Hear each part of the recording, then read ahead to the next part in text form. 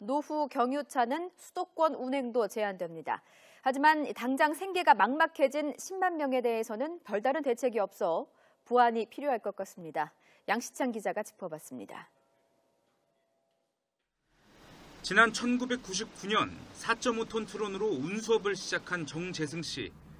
17년 동안 서울 시내 곳곳에 농산물과 공산품을 나르며 생계를 이어왔지만 정부의 운행 제한 발표로 눈앞이 캄캄해졌습니다.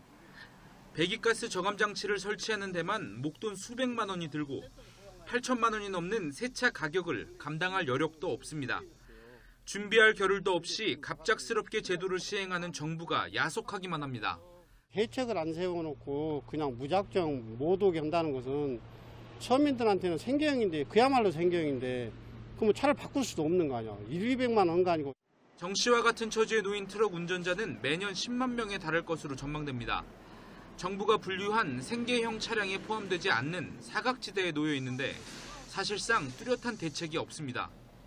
정부는 2.5톤 이하이거나 4인 가족 기준 월 223만 원 미만의 수입이 있는 운전자만 생계형으로 분류해 서울 진입에 혜택을 주기로 했습니다.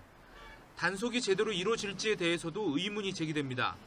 유일한 단속 장비인 무인 카메라는 내년 제도 시행까지 서울 전역에 13곳에 불과한 실정입니다. 사전 준비가 부족한 상황에서 제도를 서둘러 시행하는 것이 아니냐는 지적이 제기되고 있습니다. YTN 양시창입니다.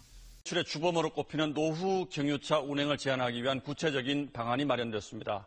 서울은 당장 내년부터 경기도 지역도 순차적으로 노후 경유차 운행을 엄하게 단속합니다. 최재영 기자가 자세히 보도하겠습니다. 서울 한복판에 들어가는 차들을 감시하는 카메라입니다. 노후 경유차가 통과하면 과태료가 부과됩니다. 내년부터는 서울에서 노후 경유차 운행 제한 제도가 전면 시행되고 단속 지점도 지금의 7곳에서 전역으로 늘어납니다. 인천과 서울에 가까운 경기도 17개 시군은 2018년부터, 경기도 나머지 지역은 2020년부터 운행 제한 제도가 시행됩니다.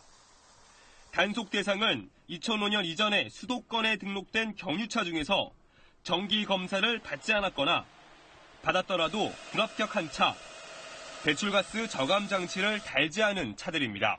수도권에 2005년 이전에 등록된 이렇게 노후된 경유차는 모두 104만 대 정도로 수용됩니다. 적발될 때마다 20만 원, 최대 200만 원의 과태료가 부과됩니다. 약 10만 대 정도로 추정되는 생계형 사업자 차량에 대해서는 저감장치 장착 비용을 대주는 등 지원도 늘리기로 했습니다. 하지만 불만은 여전합니다.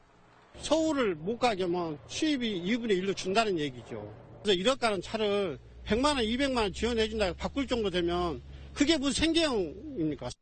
노후 경유차 한 대가 내뿜는 미세먼지는 신차의 8.1배, 이 차들의 수도권 진입을 막으면 2020년까지 미세먼지 배출량이 28% 줄어들 것으로 환경부는 기대하고 있습니다. SBS 최재영입니다.